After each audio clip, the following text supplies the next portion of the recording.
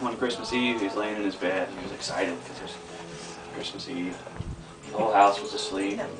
He was trying to force himself to go to sleep, but he was just too excited. So he was laying there in bed. He heard a strange sound. He got up and he looked around his room and he didn't see anything. What was the sound?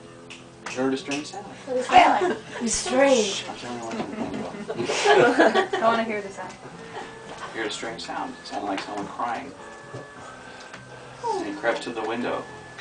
No, stay here. He listened and it was a little bit louder. He opened the window and it was a little bit louder. So he put on his robe and his slippers and he snuck out the window with his flashlight. And walking through the woods, there was a little bit of a sound, this mournful, sad sound.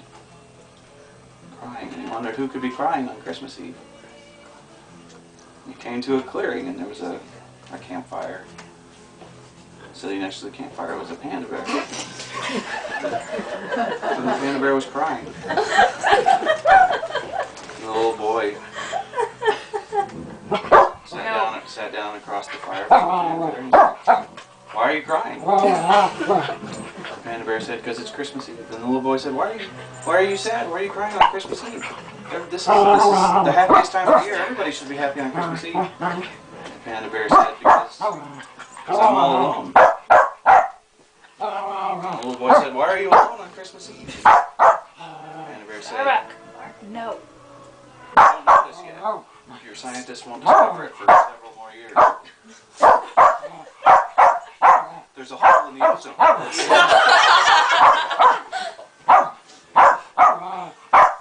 And the ultraviolet radiation that comes through the hole in the ozone is causing all the panda bears in this part of the world to die away. So consequently, I have to spend Christmas Eve alone because I'm the last North American panda bear.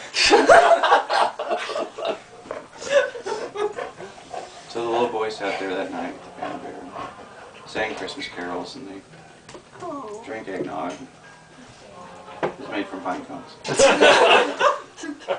was good though.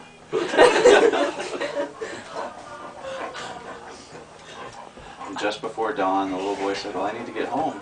My parents are going to be waking up and wondering where I am." And the panda bear came over and he gave the boy a hug and he said, "Don't worry too much. There's still panda bears in China.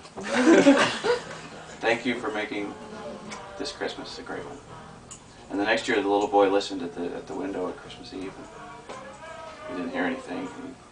He got up Christmas morning and he went out in the woods and he looked, searched far and wide, but he never saw the panda bear. Years went by and he kind of forgot. When he was a young adult, there was a story in the newspaper that said scientists had discovered a hole in the ozone. He remembered the last North American panda bear, and so he started a cottage industry making panda bells to remind people that it's because of pollution that there's a hole in the ozone and we no longer share Christmas with the panda bears. Did the panda move to China? Maybe like send a postcard or something? That little boy was me. I just want you all to know that when you hear the sound of the cracked panda bell, think green. Think green. Thank you. Yay!